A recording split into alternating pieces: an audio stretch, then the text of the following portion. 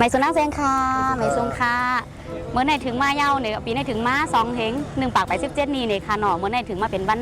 ไปใจถึงวันปีใหม่ได้เนี่ยค่ะนะเขาค่ะได้มาห่มส้มหับตอนปีใหม่ได้ซ้ำกันเนี่ยเมื่อไหนเป็นวันที่19เช้าได้เป็นเดือนเซ็งเนี่ยค่ะเนาะเดี๋ยวเขาค่ะก็ไปเลยหับเสียงเนี่ยค่ะเขาค่ะได้หับเสียงวันที่23 24เนี่ยค่ะเนาะอันนี้เขาค่ะได้มาห่มส้มหับตอนปีใหม่ได้ซ้ำกันอองตีบังไปเขาค่ะอำเภอบางตลาดโพธิ์ทองอำเภอบางโพธิ์ทองจังหวัดนนทบุรีเนี่ยค่ะเนาะเดี๋ยวนี้เดี๋ยวจะได้คืน2วันวันที่19เช้าวันเสาร์อาทิตย์เนี่ยค่ะนะอ๋อค่ะพี่เดชครับผมสวัสดีพี่น้องไทยใหญ่ทุกท่านนะครับผมวันนี้เป็นงานปีใหม่ไทยที่ตลาดบัวทองจังหวัดนนทบุรีนะครับวันที่19 20เสาร์อาทิตย์นี้นะฮะเดือนพฤศจิกาครับผม2,500เท่าไหร่2,565ค่ะค่ะเนี่ยซึ่งมีนักร้องมากมายครับผมจะเป็นของกินไทยใหญ่หรือว่าจะเป็นนักร้องเสื้อผ้าชุดไทยใหญ่ต่างๆเนี่ยเดี๋ยวเราจะพาเข้าไปชมในงานนะคะอ๋อค่ะอ่อนมากค่ะค่ะกับเหรียญในป้ายจำกัดมันมีอย่างขายพองในค่ะเนาะ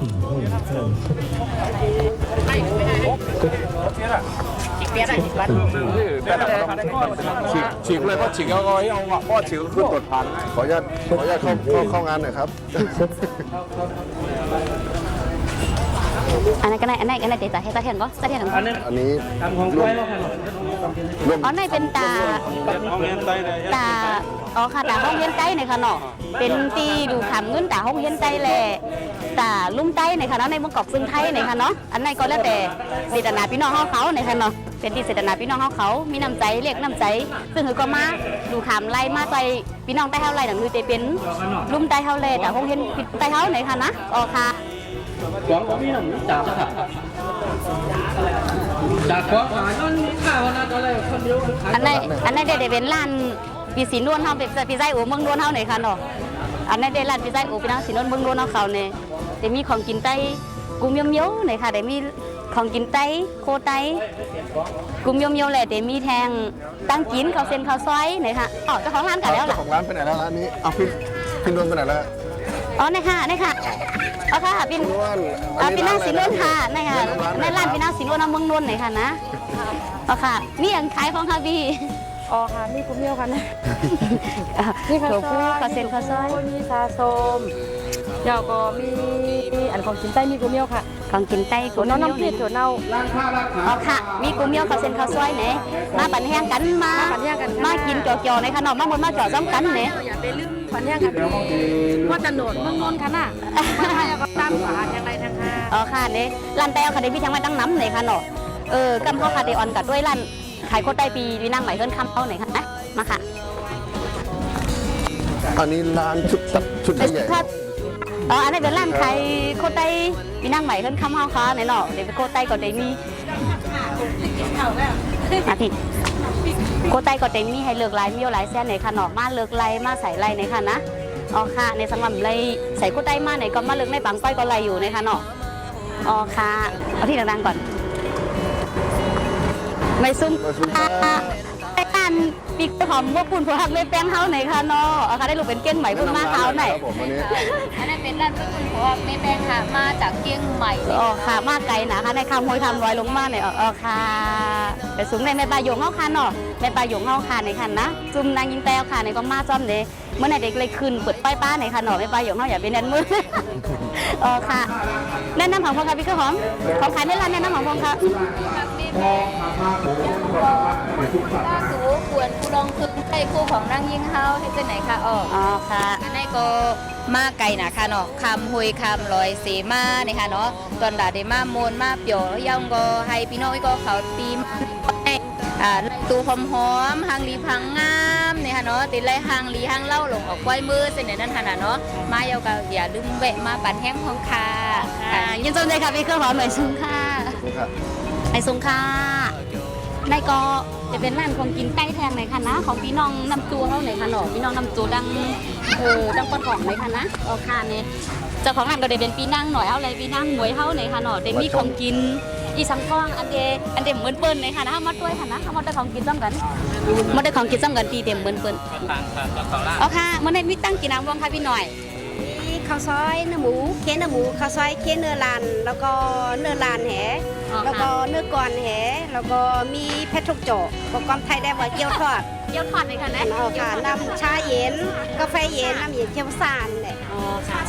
ชาชักเลยอ๋อค่ะ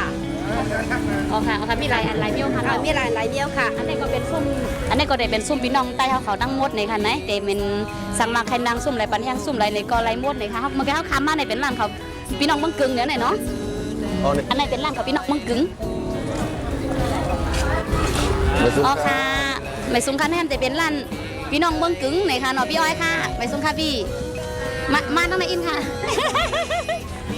ในร้านในเดมี่เนื้อส้มถั่วผู้ซิ่งในค่ะเนาะแต่มีถั่วผู้กะเทในค่ะอันนี้ค่ะมันมีอย่างขายของกันตั้งร้าน สาสมค่ะถั่วพูค่ะ แล้วก็ข้าวไส้หนักค่ะ เขาใส่หลักเลยเนาะเอาค่ะเลยอย่าไปที่มาปั่นในแห้งปีออยเลยค่ะเนาะร้านปีได้เมืองกึ่งเลยค่ะเราไปเป็นได้เมืองกึ่งก็มาปั่นในแห้งไรเลยค่ะเนาะ ยินสม อ๋อค่ะไปซุ้มค่ะ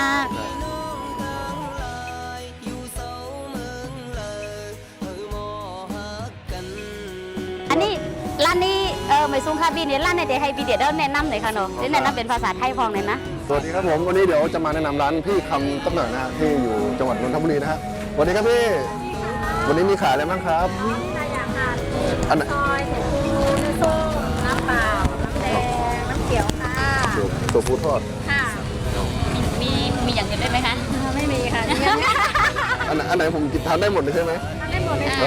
โอเคครับพี่ขอบมากเดี๋ยวแวะมาอุดหนุนนะครับสวัสดีครับ อย่าลืมมาปั่นแห้งกันเลยค่ะเนาะอันนี้ก็เป็นร้านพี่น้องเมืองกึ่งเฮาแทงเลยค่ะนะพี่นางคำเลยค่ะพี่นางคำใต้เมืองกึ่งเฮาค่ะเนี่ยอันนี้ซุ่มเนี่ยได้ไหวก็ใส่หน้าคงปังบนเสื้อกำเหลียวเลยค่ะเนาะเมียนนี่นะเอาข้อมบ่คัดเลยค่ะนะออก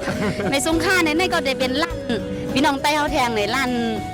ได้ไล่คางเอาค่ะเนี่ยนะได้ไล่คาแทงเอาค่ะพี่พ้องเลยค่ะเนาะพี่นางพ้องเลยค่ะเนาะเดมีอันนี้ร้านใครพี่เจไปค่ะเนี่ยนี่คำมุนตรงถูกอย่างเนาะขังป้องโทขังป้องมาก่อนราคาเหเอาละในมีขังป้องนำมาเนี่ยนะ มีบ้านเขาเซียนเทพปลา มีข้าวเซนข้าวซอยเหกุมเมียวๆสะสมสาโกมีใครอยู่ ค่ะสะสมขนมนี่ค่ะ แล้วก็มีขนม เอา ตา ค่ะใคร ค่ะ ผิดหมอกับพี่น้องเขาค่ะมานั่งกิน เอาค่ะยินดีทุกท่านถ้าพี่บอกพี่น้องเขาค่ะ ก็จะเป็นก้นใต้กุ๊กกอมาเขาปอยปีใหม่ใต้ตีตลาดโพทองค่ะเนาะยินดีตัวฮับกุ๊กกอค่ะ ไปซุงค่ะไปซุงค่ะเนาะนั่นไงมีปลาเสียงนะ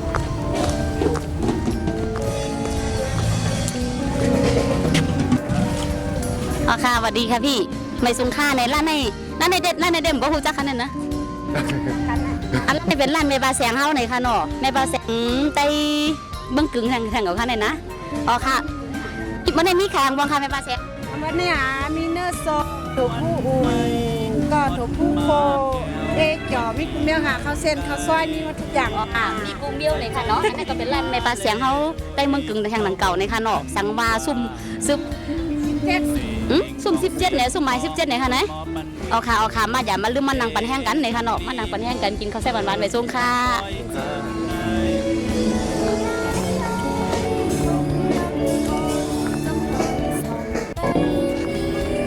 ร้านนี้เป็นพี่น้องตั้งไหนคะเนี่ยอ๋อพี่น้องกับพี่น้องได้ไล่คาแทงเก่าค่ะได้ไล่ค่าพี่ไล่ เอา ค่า ใจเลยค่ะ ไล่ค่า เลยค่ะเลย อา ค่ะ หารนะอย่าเกี้ยนนะพี่นะ เอาใจเลยค่ะ อันนี้ก็เดี๋ยวมีอย่างขายนะคะพี่แม่ มันเขามีเนื้อส้มอุ่นแล้วก็ถั่วผู้แล้วก็ข้าวซอยได้ไล่ขาเจ็ดเขาสั่งมาจากไล่ขาเจ็ดค่ะนะแล้วก็นินโกเหแล้วก็หมูย่างแล้วก็ไก่ย่างแล้วก็เราเบ้เนี่ยค่ะนะ อันนี้พี่เจ้เลยค่ะนะมีหมูย่างไก่ย่างไงพี่เดี๋ยวพี่เด็กบ้างไงคะ เดี๋ยวมากิน เดี๋ยวมากิน ไปซุ้มค่ะไปซุ้มค่ะอ๋ออันนี้เด็กเป็นร้านลืมเหมือนกันพี่น้องเขาตั้งปทุมเนี่ยไหนพี่น้องเขาต้องปทุมวันไหนไปซุ้มค่ะมันได้มีสังขายพองคันไหน ค่ะข้าวซอยแล้วก็มีข้าวแก้วค่ะ ข้าวแก้วเอ๋ สะสมสามโค ซาส้มซาโกเม แล้วก็ซาเลิศ ซาเลินค่ะ ซาเลิศเอ๋หอมว่าใครพูดกินไม่พี่ซาเลิศอ่ะ ไม่เคยเลยนะไม่เคยลองเลย แต่มีอันนี้ นี่เขาไอ้ ทำง่ายอยู่ที่ไหน เขา เขา ไม่ เม็ด ต่ อ่ อ อนอยากเขาเม็ดอ่อนมีเขาเม็ดอ่อนเอ๊ะอันนี้เดี๋ยวพี่น้องตั้งกี่พี่น้องได้ตั้งไหลคันไหนอันไหน นั่งสิเหรอ มาอยู่ปึ้งเขาค่ะไล่ขาแทนเก่าเนี่ยค่ะเนาะได้คันนำถึงใจค่ะเนาะ คู่กัน ซุ่มไรก็ได้ไล่ขาใช่ไหมเนี่ยนะไปซุ้มค่ะ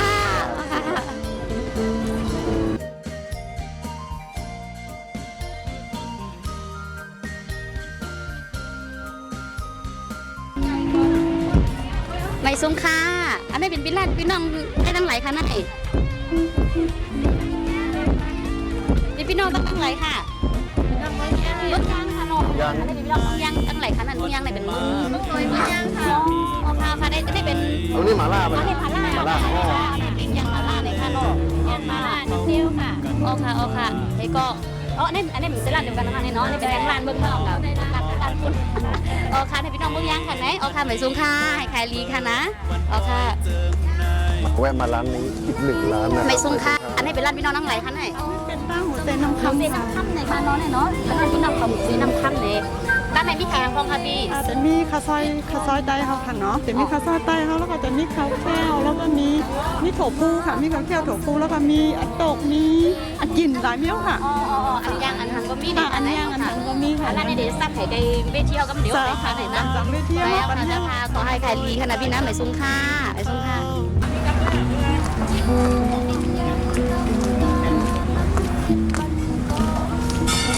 สวัสดีครับ ไม่ซุ้มค่ะพี่ร้านพี่น้องใต้ตั้งไหลคะไหน เข้าไปในเมืองไทยค่ะ อ๋อค่ะเนี่ย เมืองอาเชียวค่ะ อ๋อลาเชียวค่ะน้องเมื่อไหร่มาขายสังของค่ะพี่ น้ำท่อม ไม่ได้ขาย ขายเบียร์ขายอันจอ อ๋อค่ะ ข้าวซอยค่ะ อ๋อค่ะเดี๋ยวนี้เนื้อส้มเนี่ยโอ้โห ลาเชียว สาวเนื้อส้มลาเชียวค่ะน้อง เจ้าโน้สมจังแม่นะน้ำลาเชียว อ๋อนั่นขายกันถามดูมากันแข่งอะไรขนาดนั้นนะอ๋อค่ะยินดีค่ะไปมีกระท่อมเนี่ยเอามาทำอะไรส้มค่ะร้านไหนเป็นปิดนาดีคุณพ่อนปีเดียวเท่าค่ะ ครับ ในส้มค่ะบี สวัสดีครับ ร้านไหนเป็นร้านพี่น้องต้องไหลใน ต้องปังลงค่ะ ตังลงตั้งไหนมีตังลงไล่ค่ะ นี่ค่ะอยู่ ตังลงน้ำตูนตังลงไล่ค่ะค่ะเงื้อตังลงไฟแหลมในค่ะเงื้ออ๋อค่ะมีสังไข่ค่ะในปีมื้อไหน ได้มีผักกอกค่ะมีเนื้อสมค่ะมีผักลูกค่ะที่ตกตาลค่ะ อ๋อ ผักบอ ตั ล งอ๋อตังลงอย่าปานนะค่ะเนาะอ๋อค่ะมีอะไรนิ้วไหนค่ะเนาะ มีข้าวซอยไต้ค่ะ ก็ใช้ใต้กันไหนค่ะเนาะ ค่ะมาลายยิ่งค่ะ อ๋อมาหลายที่ก็มีแพงไหนขอให้ขายดีค่ะนะพี่นะไหมซุงค่ะพี่ไหมซุงค่ะ สวัสดีครับ มาแทงนะมาแทงค่ะเอาผักตัดด้วยแทงนั่นเป็นร้านพี่น้องเขาต้องทำนู่นเลยนะไปซุงค่ะ สวัสดีครับ นี่เป็นร้านพี่น้องต้องไหลค่ะใน ค่ะเป็นน้องน้ำจังปังเล่น อ๋อน้ำสังบังเล่นค่ะเนาะมีสังแขกค่ะพี่ มีค่ะข้าวแก้วทุกคนเนื้อสดกล้องหมูค่ะ อ๋อ ข้าวซอยหนักค่ะเนื้อแทนโซนซาผมก็มีค่ะ อ๋อค่ะอ๋อค่ะยังไม่ขายดีๆค่ะนะพี่ไหมซุงค่ะอ๋อค่ะมาได้ต้องการแทงไหนคะเนาะไปเส้นค่ะไปเส้น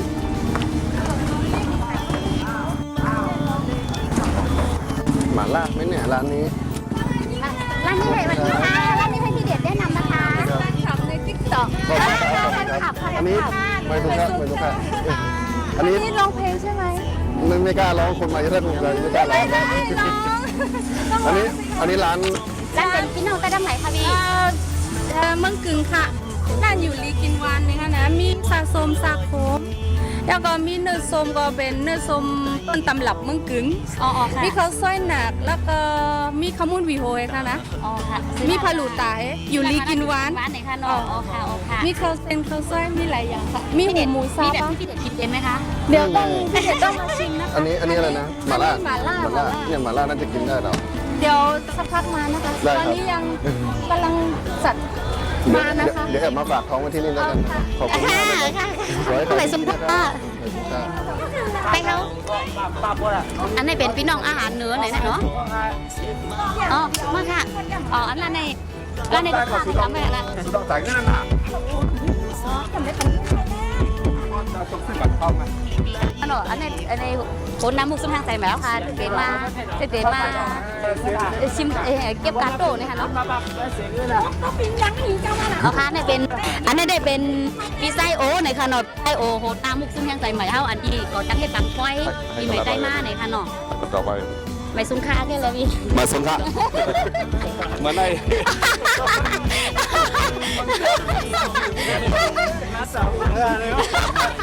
สวัสดีครับร้านนี้ สวัสดีค่ะไม่ซุ้มค่ะพี่ร้านไหนเป็นพี่ออนใต้ทางไหนคะเนี่ยพี่ อ๋อตั้งเก้งตุ๋งค่ะ อ๋อร้านใต้เก่งตุงค่ะนะร้านใต้เก่งตุงเดี๋ยวมีดังกินอีกอย่างละร้านโยค่ะพี่ มีหลายอย่างค่ะ มีปิ้งย่างมะนาวแล้วก็ต้มขม อ๋อ แล้วก็มีเนื้อส้มค่ะ อ๋อเนื้อส้มเหข้าวเส้นข้าวซอยในค่ะโย ข้าวเส้นข้าวซอยหมี มี ค่ะ ค่ะเนาะอ๋อค่ะเอาค่ะมีหมาล่าในค่ะ อ๋ เนี่ย อมีปลาย่างค่ะ มีปลาย่างเห นี้แนวเนาะปลาย่างก็มีเนี่ยค่ะนะร้านในเดี๋ยวเป็นปลาย่างค่ะนะเดี๋ยวเป็นเหมือนเปิ้ลในเนาะของใช่ของย่างเขาเยอะอ่ะพี่มีแต่ของย่างค่ะนั่นนะค่ะอย่าลืมว่าปันแห้งพี่น้องเก่งตุ่งเฮาไหนค่ะเนาะค่ะไม่ซุ้มค่ะพี่สวัสดีค่ะไม่ซุ้มค่ะลูกค้าเขาก็เริ่มเข้ามานั่งกันเนาะในค่ะนะเมืองเป็นรับสิ่งลูกค้าเขาก็เริ่มมากันเนาะในค่ะเนาะ ก่อนร้านแรกเลยนะ ค่ะพี่น้อง เอ้ามาซุ้มค่ะสวัสดีร้านนี้นะครับ ร้านให้พี่เด็ดแนะนำเลย สวยเลยอ่ะกำลังแต่ง อ๋อยังไม่สวย เดี๋ยวมาใหม่ เดี๋ยวมาใหม่ไม่มาแล้วไม่รีเทิร์นกลับมานะ เดินหน่อยดิเดินหน่อย ค่ะแนะนำเลยค่ะร้านไหนไปดังไหน เดี๋ยวนะ เป็นพี่น้องใต้ดังไหลค่ะพี่ร้านไหนเป็นพี่น้องใต้ดังไหลค่ะ น้ำสั่น ได้น้ำสั่นเลยค่ะนะอ๋อค่ะในนั้นเป็นอินทราของกินเมี่ยงพอง เอาล่ะสวยแล้ว เห็นยิบของกินมีอะไรบ้าง มีอะไรทานไหมครับวันนี้ มีข้าวซอยค่ะแล้วก็ซาโคมกุ้งส้มเนื้อย่างเนื้อส้มมีเครื่องดื่มกุ้งเมี่ยวค่ะข้าวซอยร้านไหนอร่อยที่สุดในโลกเลยค่ะ โอ้เดี๋ยวต้องแอบมา ซาโคมคืออร่อยมากจริงๆ อันนี้ไม่ได้โม้คืออร่อยมากจริงๆ พี่จะไม่เคยกินที่ไหนมาเมื่อก่อนอร่อยแบบนี้ ใช่มีหลายร้านมากเลยตอนนี้แบบ คือจริงๆแบบว่าซาโคมร้านหนูนี่คือแบบที่สุด โอเคโอเคถ้างั้นเดี๋ยวตาส้มเดี๋ยวมาเจอกันที่ร้านนี้อีกทีแล้วกันนะครับ ย่างให้ขายดีนะพี่นะ ขอให้ขายดีครับผมสวัสดีครับ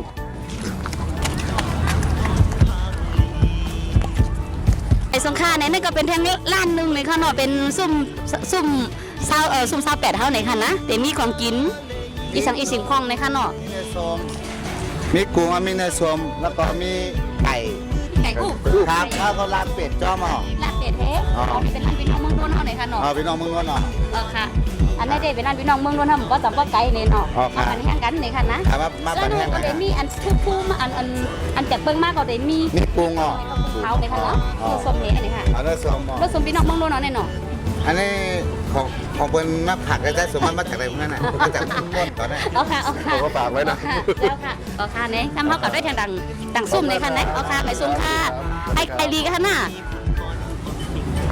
อันนี้ร้านรู้สึกเยอะเนี่ย อ๋อเอาค่ะไปซุ่มค่ะพี่ร้านในเด็ดมีขายป้าเห็นในค่ะนะพี่นะเดี๋ยวมีขายป้าเห็นในพี่เอาดังไหนคะเนี่ย อยู่ตั้งภาคสามในเขา เอาดังเมืองใต้อยู่ดังไหนคะพี่ เมืองใต้อยู่น้ำจังค่ะ น้ำจางค่ะนะพี่น้องน้ำจางเท่าไหนคะเนาะเดี๋ยวมีขายป้าเบขายสังคองค่ะพี่ ไข่เนื้อส้มค่ะเนื้อส้มเห็นแล้วก็มันจะมีปั๊บครับ อ๋ออันนี้เป็นเนื้อส้ม เนื้อส้มเมืองตังเขา อ๋ออันนี้เป็นเนื้อส้มเมืองตางอ๋อค่ะเนื้อส้มเมืองตางทำมีบ้านขมุนข่อยในค่ะนะ ขมุนควยเนี่ยจะเป็นด้านไปทางใน อ๋ออันนี้เป็นครึ่งล้านเนาะในนอพี่เนาะ เจ้าค่ะ อ๋ออันนี้มีเนื้อส้มให้ดังขายป้าเห็นในค่ะในพี่ไหน เจ้าค่ะ รับได้เนื้อส้มเมืองตางค่ะอินค่ะเนื้อส้มเมืองตางเป็นตัวไหนคะเนี่ยน่ากินนะค่ะ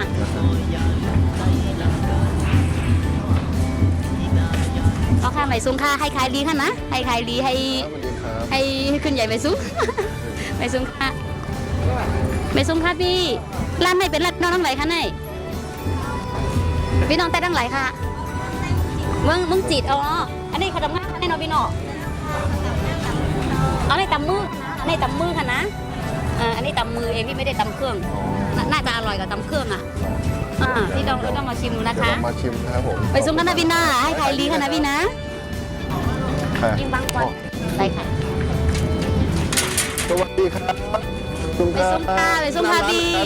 ร้านอะไรครับแนะนำหน่อยครับ ร้านอะไร แม่ครับมาคุยหน่อยวันนี้มีขายอะไรบ้างครับ วันนี้มีซาส้มซาขมแล้วก็มีข้าวซอยถั่วพูมีเนื้อส้ม แล้วก็มีถั่วพูถั่วพูสะแล้วก็หัวหมูสะแล้วก็ถั่วพูอุ่น แล้วก็มะลาหินมีของเยอะมากๆเลยฝากหน่อยนะคะ ครับผมได้ครับ อันนี้ร้านอะไรนะร้านหญิงบางบอน บางบอนค่ะบางบอนเลยค่ะนะ เจ๊ค่ะ ร้านยังไงพี่เขามีดังกินกุ้งเยี่ยวๆหน่อยค่ะ เจ๊ ไปซุ้มค่ะพี่ให้ขาย ขอให้ขายดีนะครับ เอาค่ะนั่นเลื่อนชายสมุนไพรแล้ว อ๋อ ยังไม่มา ยังไม่มาเหรอพี่สายยังไม่มา ไปซุ้มค่ะไปซุ้มค่ะ ยังไม่สุขครับ เป็นร้าน พี่สาย สาวใต้สีปอหน่อยค่ะเนาะสาวใต้สีปอเขาเป็นอันที่รังอยู่ในติ๊กต็อกกันค่ะยาโนมอามองต้มยำหน่อยค่ะลูกชายสมุนไพรหน่อยค่ะพี่ชายได้แบบมากค่ะเนาะ คือใครอยากดูกว่าใหญ่รวดค่ะ อ๋อด้วยกับพี่ชายด้วยกับย่ายรถ อ๋อค่ะอันนี้ก็ได้เป็นพี่น้องใต้เฮาได้สีป้อในค่ะเนาะเป็นเปิ้นเฮ็ดยานมยาหม่องกุมโยมโยขายนี่ไปได้เป็นน้ำมันหลุดกุมโยมโยในค่ะเนาะอันติดตามใน TikTok เปิ้นว่าอยู่ค่ะสาวได้สีป้อนี่เดมีอ๋อค่ะเดมียาต้มอาบก็มีในค่ะเนาะยาต้มอาบก็มียามีอ่อมพัดก็มีค่ะนะอย่าลืมมาปันแห้งสาวได้สีป้อพองในค่ะเนาะอ๋อค่ะไปส่งค่ะ ขอให้ขายดีๆนะครับสวัสดีครับนี่ร้านหนังสือ อ๋อแล้วได้คลิปไปอ่ะนะเราไปตั้งแต่สัมผัสออกไปถามว่าพี่เห็นไหมอะไรบ้างอ๋อไม่ส่งค่ะพี่อันนี้ร้านพี่นอนได้ไหนน้องข้ามลูกร้านขายปลาบิ๊ก อ๋อ ได้ ร้านขนมขายบิ๊กได้ในขนมมีสั่งขายบ้างคะพี่แนะนำมาอีก มีปรับถามมามีปรับตั้งโอ้มีปรับการสอนผู้ลองครับแม่ครับปรับเป็นอีกได้ปรับอีกได้ค่ะ อ๋อค่ะสามารถใช้ดื้อทรงอันลิกได้หรือลิกได้เดี๋ยวก็มากปันแห้งเอาเขาไล่ในขนมมีกุ้งเยี่ยวในคันนะทำตลอดเอาค่ะไม่ส่งค่ะพี่เอาค่ะมีอาหารแห้งไหมเนี่ย ไม่ส่งค่ะเป็นร้านมาต้องไรคันไหนอ๋อมันไตปีมันไตอ๋ออยู่กี่อันนี้ก็มีขายอย่างว่าครับนี่อย่างหัน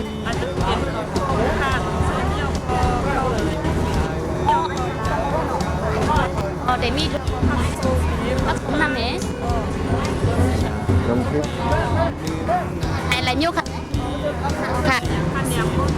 อ๋ออันนี้ค่ะนอนส้มเนาะอ๋อเอาค่ะ สวัสดีครับ อันนี้เป็นเนื้อส้มเลยค่ะนะตามในติ๊กต็อกค่ะ ขอบคุณครับ ยันคือให้ยันค่ะนะเอาค่ะครับ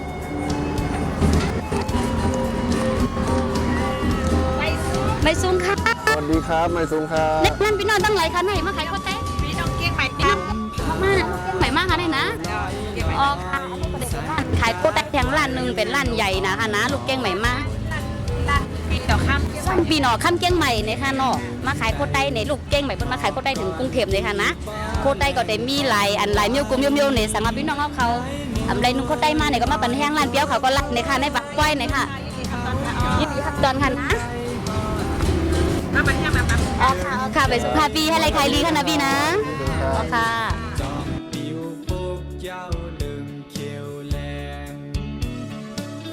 ถ้าขายร้านนี้นะสวัสดีครับไม่ซุ้มครับ อันนี้ สอบถามนะครับวันนี้พี่อะไร มาจากเมืองครับผม เมืองมิด เมืองเลยนะ พี่น้องเมืองมิดพี่น้องเมืองมิดเนี่ยค่ะนะเอาค่ะพี่น้องเมืองมิดมี ขายอะไรบ้างครับวันนี้ มีสังขายฟองค่ะ นี่เขาเป็นข้าวซอยตะมาหินเนื้อโซมจ้ะนะคะ อ๋อเขาเซ็นเขาใส่มาที่เนื้อส้มเนี่ยก็เป็นเดนแมวตั้งเขาหนีลีเนี่ยค่ะเนี่ยเนาะร้านพี่น้องเมืองมิดเท่าเนี่ยค่ะ ค่ะ พี่น้องเขามาเนี่ยก็อย่าลืมมาปั่นแห้งพี่น้องเมืองมิดเท่าเนี่ยค่ะเนาะเอาค่ะยังใครรีคณะพี่เหมยซุงค่ะ ไม่ซุ้มครับ มีแท่งแม่ลายการแม่นกโตวิ่งทุ่งเฮาผู้มอนแว่นปัดไหลหมอกแม่ใจในเกิดเสือลายทุ่งหังลีใดเคยยามีเมืองไว้หังคอความลาดอาสามีไว้หังคออังหิมเผาใจเงาห่มกาเย็นศาสนาอย่าไปลงลืมนาปีหักทิ้งสิ้มปีเมื่อใด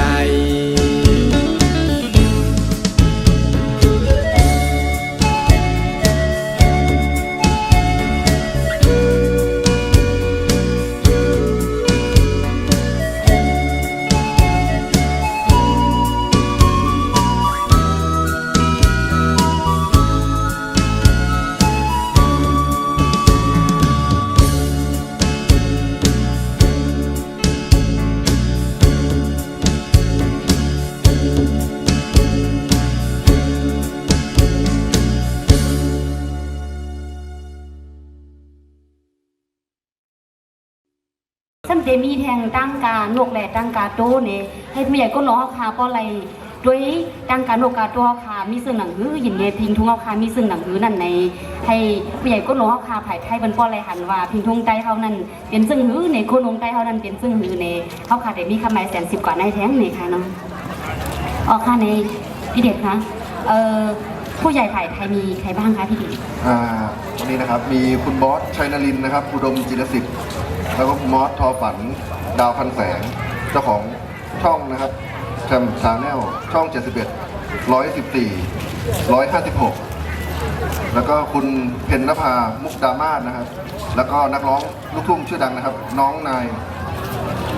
ปะกาวลินและนักร้องหมอลำทำขวัญนาคครับผมอ๋อค่ะในเต็มที่จากชาติได้มากขึ้นแล้วก็ลืมไม่ได้เลยก็เจ้าของที่ตลาดบัวทองวันนี้นะครับจากชาตินะครับผมอ๋อค่ะในจากชาติในเป็นดีเป็นเจ้าของดีตลาดบัวทองเขาค่ะที่เขาค่ะเลยมาจัดปังปาร์ตี้แม่ใจในนี่ค่ะเนาะเปิ้นก็ได้ขึ้นมาบอกรัดขอความปันเปิดปางคนเก่าคำขึ้นในนี่ค่ะอันนั้นเป็นภายไทยนี่ค่ะเนาะภายใต้เขาค่ะซ้ำเตมีปอลุงสายโค้งแลดังเมปายงนี่ค่ะเนาะเตมี2 กอ 2 ตน 2 ป้าเนี่ยได้เลยขึ้นมาบอกรัดขอความในเปิดปางปันเฮาคำขึ้นในนี่เพราะว่าให้สิเขาขาเปิดปังกว่าเย้าในซึ่งซ้ำเตมีดังการโลกาโตเขาขามุกซุ่มท่าอีดนี่ค่ะเนาะมุกซุ่มการโลกาโตเขานั่นก็หางแห่นตัวไว้หางแผงมันในค่ะนะไหว้เสียผู้ใหญ่กุ้งหลงเขาขาเปิดปังกว่าเย้าในดังการโลกาโตเขานั่นก็แคนตัวหางแห่นตัวไว้หางแผงมันในให้บริโภคดันไว้นี่ค่ะเนาะเขาขาอยู่กันในสีเป็นเผาไว้นี่ค่ะไว้เสียตั้งการโลกาโตเขาขาเย้าในซึ่งเขาขาเดมี่เป็นตั้งการหนุ่มหายใจยิงแทงมุกซุ่มไหลในกำเอาขาสองกระเดปืนเผาแทงกำหนึ่งในอันมีตั้งกาไว้แต่เดมากาคำในนี่ก็แคนตัวหางแคนตัวไว้หางเผาหางมันนี่ค่ะอ๋อค่ะในเดี๋ยวย้อนมาทางกำหนึ่งในปังวนเสื้อค่ะเตะดังเขาย่ำแล้วในเขาขาไปสังกัดในค่ะเนาะเขาขาเตะให้ปังไปเปิดปังเขาขาเยาวกับตัวลีงามยาวเขาขาสองไกสมาผู้ห้องกำเอาขามาถึงเด็กก็เขาขาก็เตะเปิดกว่าไวๆในนี่ค่ะเนาะค่ะผู้ห้องกำเอาขามีไผ่พองพี่เด็ดมีใครบ้างคะวันนี้นักร้องใช่ไหมครับวันนี้มีนักร้องใจหันแรงนะครับผมแล้วก็ใจร้องบุญแล้วก็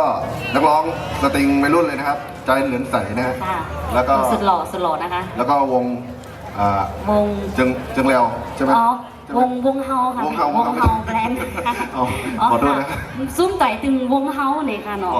ค่ะซุ้มใจถึงวงเฮาเนี่ยเดี๋ยวมีแทงดังปีล้อมวุ้นเนี่ยค่ะเนาะใจเมืองหันเนี่ยค่ะสมาแทงปีนางนองน้นเนี่ยค่ะเนาะพี่ชายคุณเดียเท่าค่ะก็คำในเดมวนใจเพ่งความฝันนี่ยินข่าวว่านั้นเลยค่ะนะใช่ไหมคะคืนนี้เห็นบอกว่าจะร้องเพลงด้วยใช่ไหมคะก็เดี๋ยวรอดึกๆนะลองก่อนนะครับถ้ายังไม่ดึกนี่ยังร้องไม่ได้ไม่ได้ครับยังไม่คอไม่ไปอ๋อค่ะในว่าไปลึกไปห้องไรเนี่ยค่ะเนาะอ๋อค่ะสัมเตมีแทงเขานั่งคุยหนุ่มน้นเนี่ยค่ะเตมามวนใจบันเพ็งความพี่น้องเขาเป็นหลายก้นเนี่ยค่ะเนาะหมู่ปูห้องความเขาค่ะในแค่ดอกพี่น้องค่ะดีซาเซิร์นเขามาฮอดถึงในปังปอยค่ะคำขึ้นในเล่จ่อเฮกินข้าวเส้นข้าวซอยซื้อโคตรไตเขาค่ะเฮเนี่ยปันแห้งพี่น้องไตเขาค่ะหนังกันเฮเนี่ยเอาร้อยๆเนี่ยค่ะเนาะทำไมเสร็จเขาค่ะคำขึ้นในกึดไว้แทงตั้งน้ำเนี่ยค่ะอ๋อค่ะยินทรงกูก็ค่ะ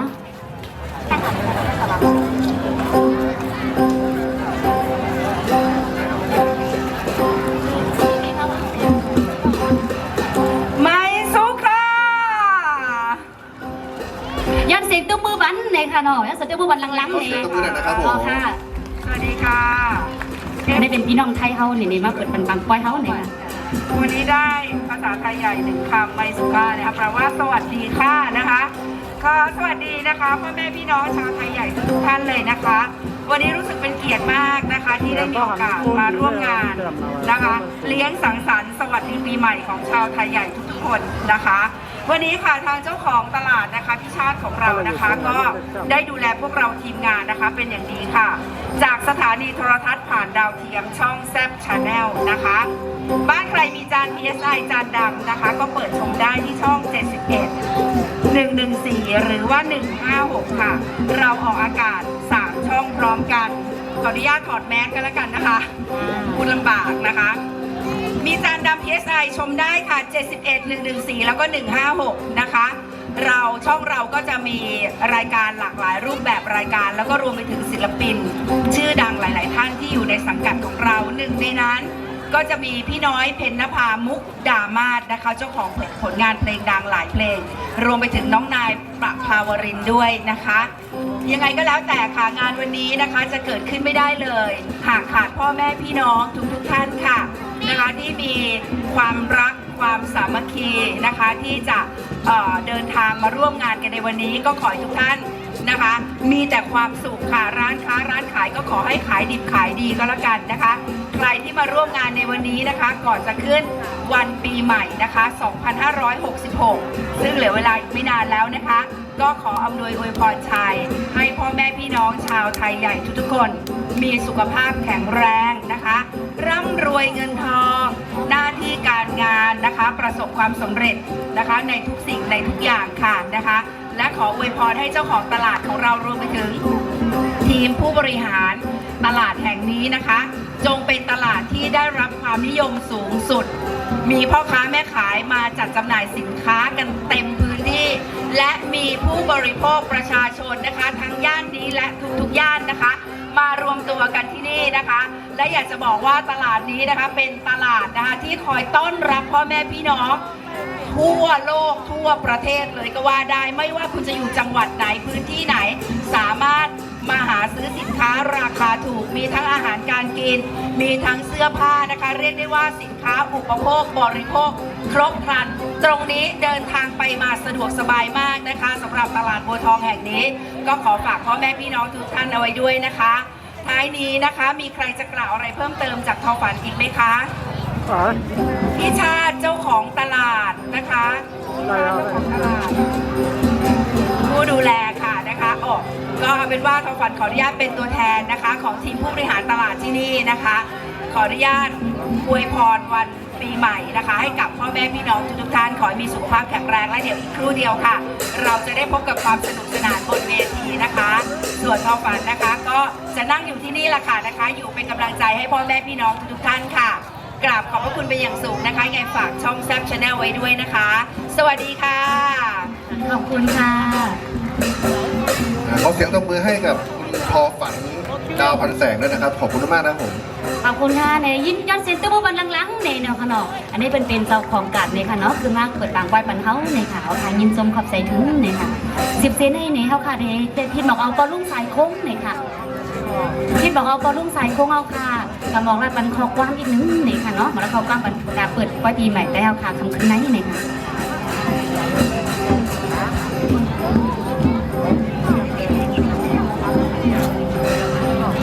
แรกขอบคุณแทนที่จัดงานในงานปล่อยปีใหม่ของพี่น้องไทยหรือว่าพี่น้องไทยใหญ่ณจุดนี้รู้สึกว่าผมได้เคยมาครั้งหนึ่งก่อนโควิดแต่หลังโควิดยังไม่จางหายก็เลยมีโอกาสอีกครั้งหนึ่งอันนี้ขอขอบคุณท่านที่มีหน้าที่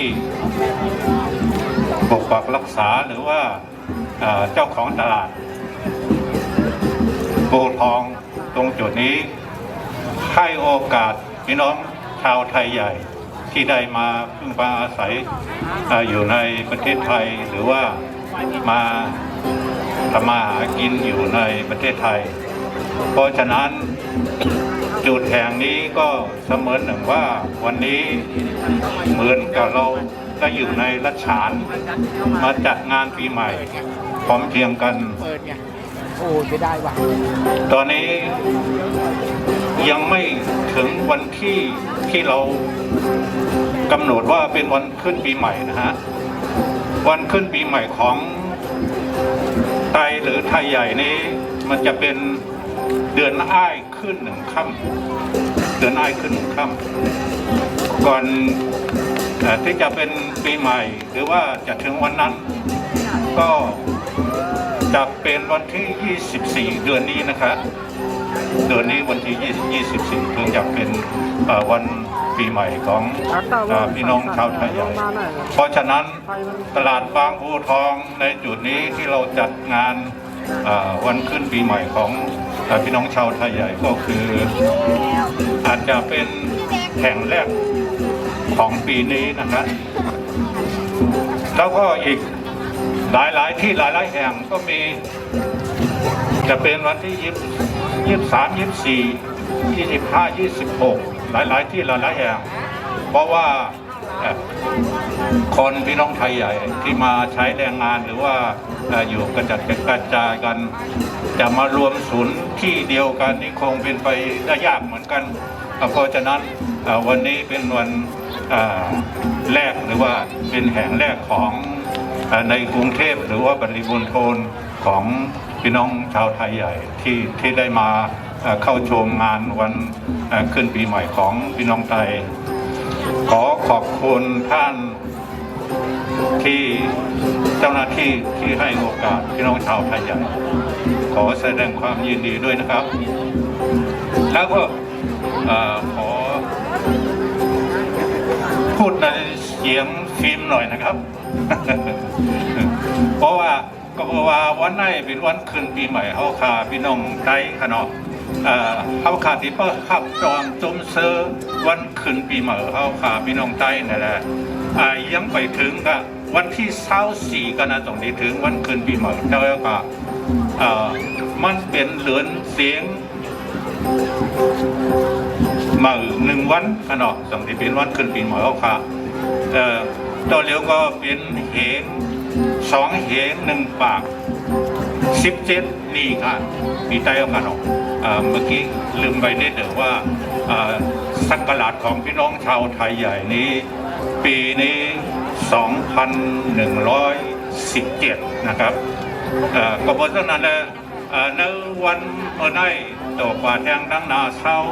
วันที่24นั้นก็ยังดึงตีเป็น2เหง1 ปาก17นี่ปีใต้ขนมก็เพราะฉะนั้นเขาขายอย่าไปลืมเสียอันพูดมาเลยสังอันนี้สืบกว่านั้นมาเลยสังนั่นไหนก็ปีเขาขาเลือนเสียง1 วันอันนั้นเป็นวันขึ้นปีหมอเขาขากูปีเขาขาเต็มหน้าเอาวัน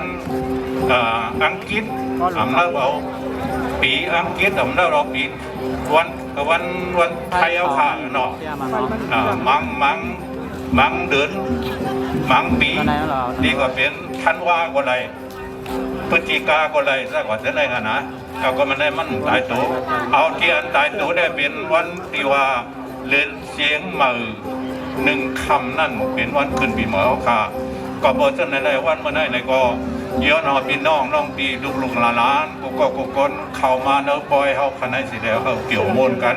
เหมือนตั้งแต่เขาคณะอยู่หน้าเมืองใต้เขาเสียมกันในสมัยไรมาปึงฟ้าอาศัยโฮมปึงคอยเนื้อเมืองไทยในก็เขาเหมือนซึ่งหนังเขาอยู่เนื้อเมืองใต้เขาเลยอยู่โฮมปีโฮมน้อมโฮมพ่อโฮมแม่เขาขาดกว่าเท่านั้นในก็แค้นดอกคัตใส่แห้งห้วยปุนตาอันว่าเปิดเตรียมขีมเนี่ยเขาเลยเขาหมออยู่หมอกินเขาสั่งการอย่างคืนเขาเลยมีเงินมีคำนำแต่ละส่งปันพอเขาเมียเขาปีเขาน้องเขาตั้งหลังนั่นนี่ก็แค่ดอกคัตใส่แห้งเสียมแบงไว้ลองอันแช่มแลบเสียแล้วปุนตาคำขึ้นในก็แค่ดอกมือสูงกันกูคนข้าวมือสูงครับเอาค่ะในยอดเสียงตัวมือลังๆปันเปาลุงสายโค้งเอาค่ะในค่ะเนาะเอาค่ะในไหว้เสียเปาลุงสายคอค่ะเกิดปังป้อยกับเย้าในซึ่งพี่บอกเอาแม่ปลายงเข้าค่ะเกิดปังป้อยบอกแล้วเขาก้ามบัดอีกนึงเนี่ยค่ะเอาค่ะนี่เป็นแม่ปลายงเอามาใช้เนี่ยค่ะเนาะเอาค่ะไปส่งค่ะเมื่อไหร่ในเป็นปังป้อยปีใหม่เข้าค่ะเนี่ยกำพองได้แต่ว่าตรงมือตรงวันเลยตรงมือตรงวันเลยก็อันเข้าคาเฮ็ดปังป้อยเมื่อไหร่เลยเปลี่ยนอันยินดียินจงจอมเจ้านาตีเขาเจ้าแผ่นดินแลทำอิฐปาดังผู้ขับขึงปังป้อยเข้าคาซุ้มเพียงใส่ใหม่และอีกป้าใส่โอนางสีนุ่นเขาดังผู้ไม่ยินจงขอบใส่ใหญ่น้ำตีมาเลยเปลี่ยนปังป้อยขับตอนปีใหม่เขาค่ะขับตอนปีใหม่ค่ะนะถึงได้ไปถึงปีใหม่ขับตอนลงนาในขนมเขาอยู่ตีไรในเสียงมาเพราะในกลางแสนเขานั่นเลยผู้ไว้ว่าเดินเสียงใหม่วันหนึ่งเป็นวันปีใหม่เขาในนั้นก็ยินดียินซุ้มซ้อมเตะๆค่ะอันที่ว่าแม่นมือแม่นวันไหนแลเฮ็ดป้อยอันวันนั้นแต่เฮาบอกสิวานเฮาเมืองเฮาค่ะเนาะเอาเงาลายมันเห็นแลเฮ็ด เป็นบางปอยมาในเมื่อเจิงเมื่อในในก็พี่น้องได้เข้าค้าแห่งการยันเมืองในตกตั้งไหนในก็พร้อมเสียงเพลงฝากกันนี่แหละเลยเฮ็ดเป็นบางปอยใหญ่ลงมาเหมือนเจิงวันเมื่อในในได้มาหันในยินดียินโจมเอาหัวหมุนจอมเตๆว่าค่ะเอาในกับวันดาเมื่อนาในก็ให้พี่น้องใต้เฮาในพร้อมเสียงเพลงปากกันให้มีร่างขึ้นใหญ่ไม่สูงนั่งกลางใสมุงมองตรงตาขว่าใครเป็นนั่นเลยให้อยู่ดีมีเงินให้ห่างดีกึกปืนกลางใสมุงมองต้องตาคิดวนอยู่นั่นก็ให้เต็มทนกันกูก็กูคนเสยันตรงตัดคำได้ไหนให้ไม่สูงกันกูก็ค่ะไม่สูงค่ะ เอาค่ะในยอดเซนตัวมือบันลังๆในประโยคเอาค่ะทางกำนึงในค่ะเนาะเอาค่ะว่าเซนในนี้เขาค่ะได้เปิดปล่อยเอาค่ะเป็นดีเรียบร้อยในก่อนเราได้เป็นทางการในค่ะนะเอาค่ะเนี่ยเขาค่ะได้มีหนุ่มยิงสาวใต้เอาค่ะในเดมายิบปันบอกบ้องลงในค่ะเนาะบนห้องบอกบ้องลงในขณะใต้เอาได้ลูกโป่งในค่ะนะให้ก็เดนเขาค่ะได้ทีบอกเอาจ่าชาติในค่ะเนาะให้เลยตัดปันลิปปินเฮาในค่ะนะแต่ได้เลยเปิดปล่อยเป็นทางการนั้นในค่ะนะเอาค่ะเนี่ยไปทางกำหนึ่งค่ะ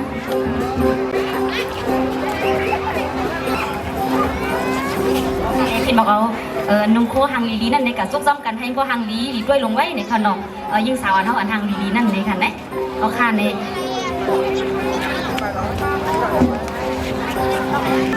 เอาค่ะในสังวาหางเฮียนกันเย้าโตลีงามเย้าในขนมกันไหมเดี๋ยวขอเล่นเชิญจ่าชาตินะครับตัดริบบิ้นเปิดพิธีได้เลยนะครับผมเล่นเชิญครับ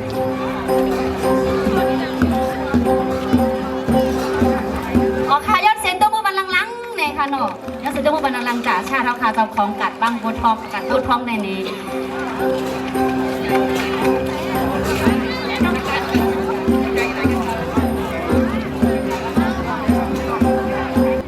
ให้ก่อนในขนมที่คุณเดชคะขอเรียนเชิญจ่าชาติก่อนเลยขอเรียนเชิญจ่าชาตินะครับด้านหน้านะครับแล้วขอมอบกระเช้าเป็นที่ระลึกนะครับสวัสดีปีใหม่นะครับอ๋อค่ะในถ้ำพินบอกว่าพี่ไส้โอเขาค่ะอะไรฮักโคดอนตีน้องเขาเนี่ยเนาะให้เลยยืนฝันดีโคดอนตีจ่าชาติเขาค่ะเนี่ยค่ะอ๋อค่ะเนี่ยแล้วสิตัวมือแทงลังๆเลยค่ะอ๋อค่ะ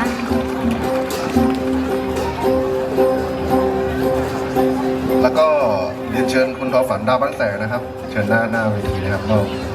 อบกระเช้าเลยอ๋อค่ะยอดเสียงตัวมือแทงลังๆเลยค่ะ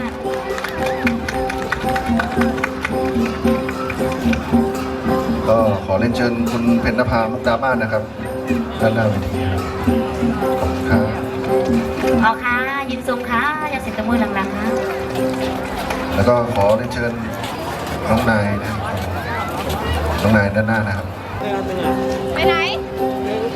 เอาขยะเสียตัวมือแทงลังๆเลยค่ะ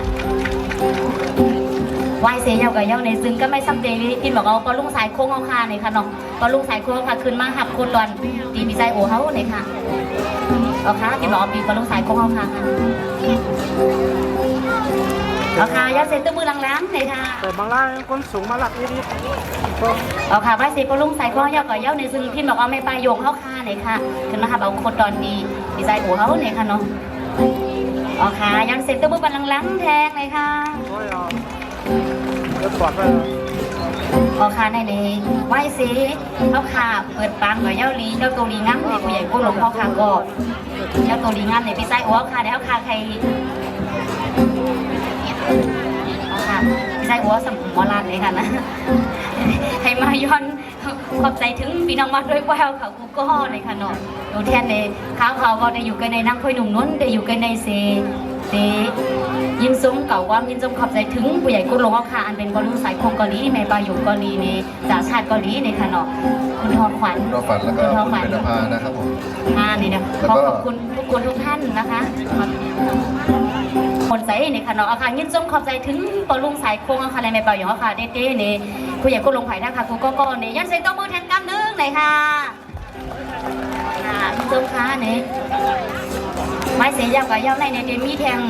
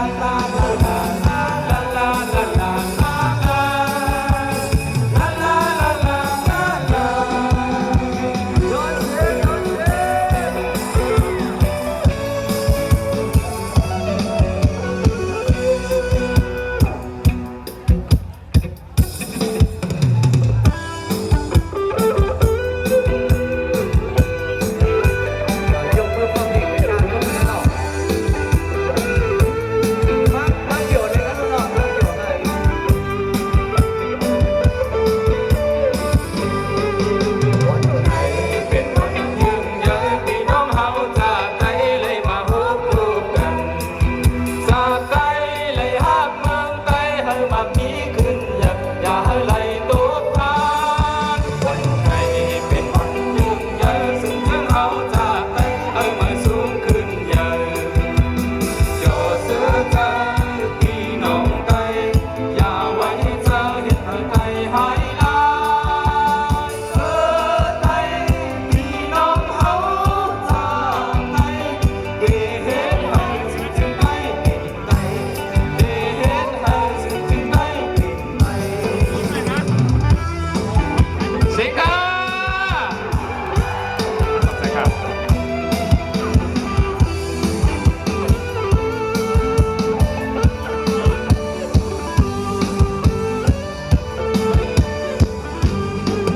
วันไหนเป็นวันยืนเยอะพี่น้องเฮาจากไปเลยมาโฮทุกกันจากไป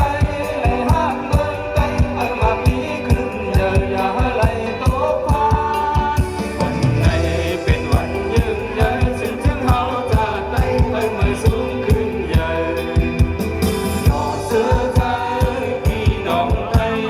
อย่าไว้เจอเห็นหาไตหายลายเกิดในพี่น้องเฮาจากไปเดเหตุให้สิ่งจึงได้เป็นไปเดเหตุให้สิ่งจึงได้เป็นไปรถเส้นรถเส้น